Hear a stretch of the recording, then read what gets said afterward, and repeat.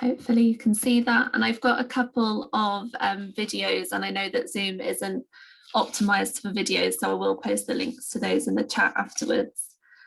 So yeah, I'm Amy. I work at Cornwall Museums Partnership, and I'm going to be talking about the wAVE project today. So wAVE is an £800,000 project led by the Cornwall and Isles of Scilly Local Enterprise Partnership, and it's run by Cornwall Museums Partnership in partnership with Falmouth University, so lots of partnerships. The W is silent in that it doesn't stand for anything, it just makes it sound more coastal, and AVE stands for Augmented Virtual Experiences. On the screen are the project objectives. In 2018, the Cornwall and Isles of Scilly Local Enterprise Partnership published its 10 Opportunity Strategy, which set out its priority areas for investment.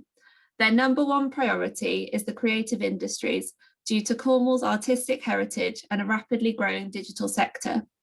Falmouth University is one of the leading creative industries focused universities in the country, and the wAVE project aims to harness these assets to inspire innovation and raise the region's profile on a national stage.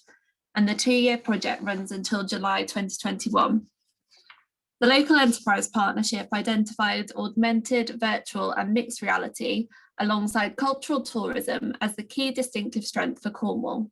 wAVE's ambition to create new and innovative visitor experiences helps to deliver the LEP strategic vision. This project also has allowed us to capitalise on Cornwall's £132 million investment in superfast broadband to enhance the visitor offer, drive footfall in the shoulder season, appeal to younger audiences and emerging international tourism markets. There is a large opportunity here for the museums, as there are currently 25.8 million visitors available to the 5 museums involved and a current penetration rate of just under 0.5%. There are numerous other wAVE projects. The facing name of the project is Coastal Time Tripping. We're working with PK Porthcurno, the Castle Heritage Centre in Bude, St Agnes Museum, Isles of Scilly Museum, and the Old Guildhall Museum and Jail in Looe. All of these small museums are in remote coastal locations in rural areas, and 2 of the museums, St Agnes and Looe, are run entirely by volunteers. You may not know that Cornwall is one of the poorest regions in Northern Europe, with incomes per head less than 75% of the EU average. Tourism has dominated the economic landscape in Cornwall, with a reliance on seasonal, low-skilled labour. People sometimes imagine Cornwall as being backward, which, in common with other peripheral and rural areas, stigmatises the region and affects what people think Cornish businesses are capable of. In common with museums nationwide, those in Cornwall have limited resources, most are independent, and are funded from a mix of sources, including visitor income. But the seasonality of this income is what makes running a museum particularly challenging and contributes to the structural weaknesses in the wider economy. A move to year-round experience-led tourism, which is not weather or beach dependent, was a key driver for the wAVE programme. Now, hopefully, I'm going to play you a video just to give you a little flavour of coastal time tripping. This is where the video doesn't work.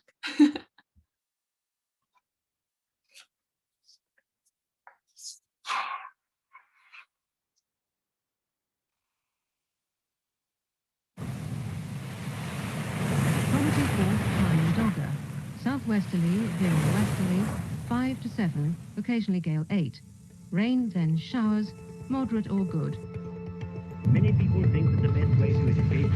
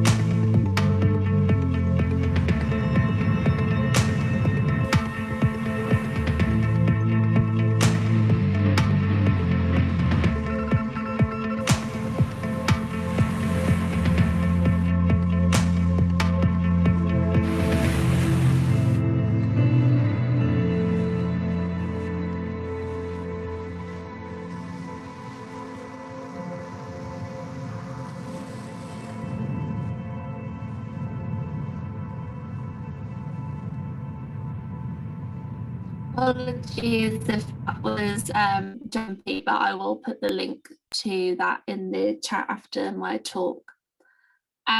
So I wanted to set the scene by sharing experiences we've developed for each location. Each experience has been designed to be free in order to drive footfall, supporting increased income through other commercial opportunities. Central to our project were the distinctive collections and historic environments of each museum, and the resultant experiences have been developed with collections and their stories at their heart, and were aligned with individual interpretation strategies. This will be a whistle-stop tour of all 5, or a coastal time trip. Believe it or not, this is not the Caribbean, but a picture of the idyllic beach at Portcerno, which is visited by thousands of people every year. And Portcerno is the Museum of Global Communications, as it was at the heart of telegraphy. This is what the valley used to look like. The white building at the top right-hand side of the screen is the old telegraph station, which is now the museum. And as you can imagine, the valley has changed a lot since this postcard, and many of the buildings and houses that are now there are because of the telegraph station. Many visitors park at the car parks, which are just below the building, and walk down to the beach without even knowing that the museum is there or the history of where they are. So we have developed a treasure trail app that utilises Bluetooth beacons, as there isn't any mobile signal in the valley, to tell people when they're getting closer or further away from each point on the trail.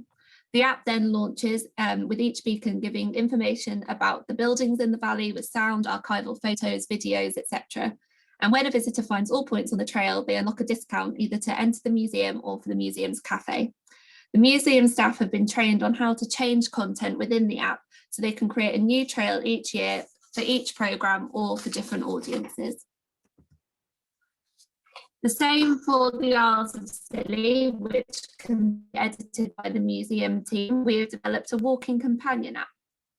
The Isles of Scilly Museum sadly had to close a few months after the project started, so we needed to work out a way of supporting visitors to stay connected with the island's histories and the museum's collections, as it probably won't be able to reopen for a number of years. The main thing to do when visiting the Isles of Scilly is to walk around the 5 uninhabited islands, which for context cannot be done in one day. So this app will utilise GPS, again combating the lack of mobile signal, to push notifications through to your phone when you reach points of interest that relate to some of the many shipwrecks that have happened off the islands in the past. We've created 3D models of some of the collections that relate to the shipwrecks, so as well as audio and photos popping up, visitors can engage with the museum's collection. Blue Island, accessible by foot only 1 day per year, seen in this photo, was once home to a Benedictine chapel built in 1139 that was visited by pilgrims, partly due to the legend that Joseph of Arimathea brought the young Jesus Christ to Blue Island. It is now a marine nature reserve with no physical trace of the varied history of the island. So the museum has created an augmented reality experience where visitors will be provided with a tablet within which they will view scenes of the monastery on top of a physical 3D wooden map of the island. This low poly style, similar to Minecraft, etc., has been created to tell the story of the monks that lived on the island, whilst visitors try to gather ingredients to make a tincture to cure a fellow pilgrim's seasickness. In Bude, the museum wanted to tell the story of Bude's Canal, which was notoriously difficult to navigate and would only have been attempted by the most experienced sailors. On the left, you can see the old interactive, which hadn't worked for about 10 years as the original manufacturer had gone out of business and nobody could fix it. Classic museum. We have created an interactive virtual reality game where visitors will wear a VR headset and use a real ship's wheel to navigate their Catch the series based on a real ketch that would travel in and out of the canal regularly. On the right, you can see what the space looks like now, and there are 2 stations, one of which is wheelchair accessible, so that the wheel will not interfere with the user's knees. Finally, this image shows a diorama of St Agnes Harbour in the 1900s, which is currently in St Agnes Museum. I'm sure it looks familiar to others as a familiar form of interpretation in many museums. When you visit St Agnes Beach, there are a pile of rocks which look like a geological feature on the beach, but are actually the old collapsed harbour wall.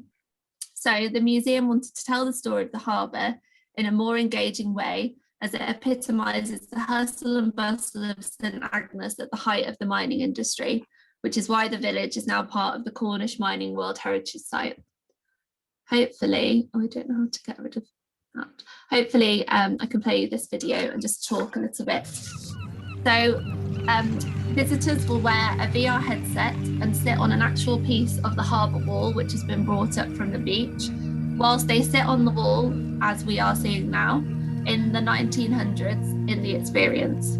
The ship that sails out has the Lady Agnes figurehead on the front, one of their Star Collections pieces, which sits opposite the VR experience. So as I say, when you look at the beach today, all you see are a pile of rocks where all of this was, and none of the sort of wooden structures or even the stone structures at the top of the cliffs are there today. It's a very popular surfing destination. So a lot of people visit for the beach, and then hopefully we'll come up to the museum to learn more.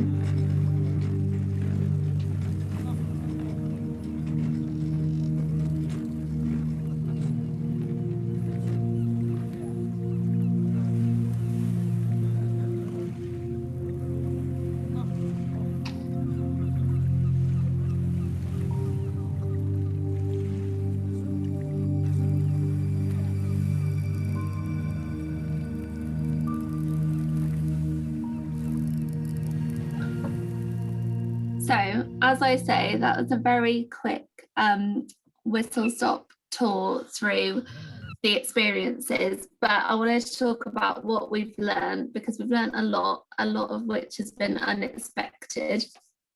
One of the biggest successes of the project has been our focus on user-centered design.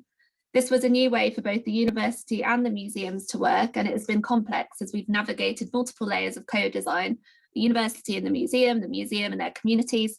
But focus groups and testing days have proved integral to the success of the project.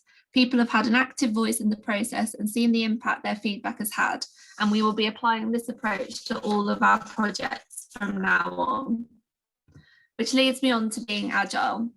Many of us may use agile project management within the museum and heritage sector, but there's a whole other side to being agile when you're working on tech projects. Being used to sprints, reviews, pivoting and adapting to user feedback takes a bit of learning, but it's so valuable once you get used to it, not just for tech projects, but for all innovative programs.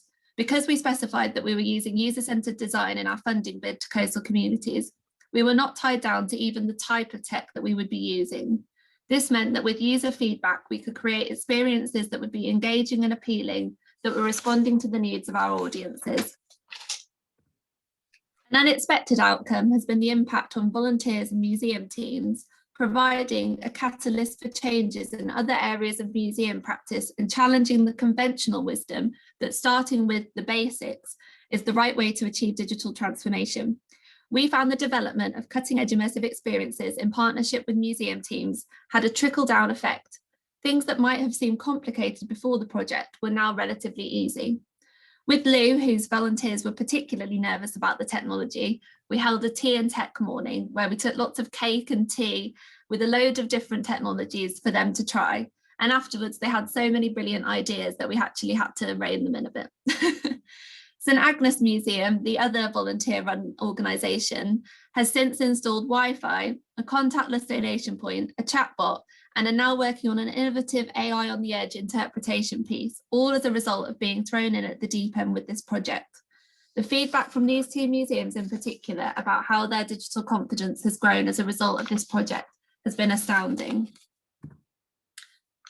When the wAVE project bid was written, in order to justify that we could attract a 20% higher visitor footfall, millennials and Gen Zs were identified as a potential growth market. What we have actually found is that these audiences are likely to have some experience with these types of technology, and therefore their expectations are particularly high. In contrast, many older audiences were nervous of new technology. Through our user testing days, both of these audiences were wowed by the technology, and their feedback was brilliant. One of the most common comments we got was how this helped to bring history to life. Putting collections at the heart of these experiences, as well as utilising user-centered design, has been key to not only attracting new audiences, but also encouraging repeat visits, increasing accessibility, and higher levels of engagement. So basically, don't think it's just for young people. We really wanted to embed immersive in every aspect of the project, and this is extended to the way that we've approached marketing and evaluation. We worked with Kaiken Collective to create a coastal time-tripping AR face filter where you shake your head to be Doctor Who style transported into a black and white photograph. We knew that face filters are hugely influential in marketing to millennials and Gen Zs and have hugely untapped potential for museums and heritage sites. We also worked with 2 local tech companies to develop a brand new way of collecting feedback using smart speakers, both on-site and at home or on your smartphone. Visitors speak to the chatbot, and this qualitative feedback is analysed alongside social media posts and review sites using emotional analysis to evaluate their experience. Something we know is that immersive technology is a rapidly advancing area of tech. This is something that you need to bear in mind if you're going to be working with it. For us, 2 museums who are working with VR headsets grappled with the challenge of finding out the manufacturers recommend the headsets to be used by ages 13 and up, but then seeing VR cafes using them with younger children. We put out the feelers and set up a health and safety working group with a number of local tech companies who had also been struggling with this issue, to grapple with the pages and pages of guidance in manufacturers' manuals and come up with a concise and comprehensive safety panel for visitors. Which leads me on to, perhaps most excitingly, we've learned how museums can lead the way with the technology. A rolling programme of skill sessions involving 655 people from the wider business community, including themes such as facial recognition, 360 videos and chatbots, all helped to connect museums and tourism businesses and ensured a constant supply of information about business community needs to the Falmouth University team. This also helped to position the museums as leaders of change and innovation for their wider communities. These were adapted to webinars when the pandemic hit and were able to reach even more businesses all over the country. In terms of impact and legacy, prior to COVID-19, the capacity and resources of the museums were all severely limited, and the pandemic has exacerbated many of the challenges they were already facing. But being involved in something ambitious, innovative and creative has had positive impacts on health and well-being, which we had not expected. This feedback is from the 2 volunteer-run museums. And our ambition now is to embed the smart use of immersive technologies across the heritage sector in Cornwall, helping to animate collections and the historic environment in new and unexpected ways. We are particularly focused on addressing access to stored collections and how technology can enable us to connect the public to collections which are mostly never seen. And we're actively seeking partners to help us explore how immersive tech can help museums to decolonise. Working closely with colleagues in the Highlands and Islands through Expo North has enabled us to launch the Museum's Immersive Network, demonstrating how 2 peripheral regions are leading innovation in the sector, both nationally and internationally. The network has been established to promote and share best practice, new developments, skills development opportunities, and potential collaborations with immersive tech and museums. So as a result of wAVE, we've increased the focus on research and development in our 5-year business plan, restructured to create an innovation team within our charity, and are already working on spin-off projects using immersive tech, such as audio archives in care homes, a podcast series, and developing new visitor evaluation techniques. This mind map highlights some of the key things we've learned about making innovation happen in the museum sector. It's not something that just happens, it's something you have to work at and create a culture for. And in the current climate, we believe it is more important than ever. Thank you very much for listening, and please do feel free to get in touch with me using any of these formats.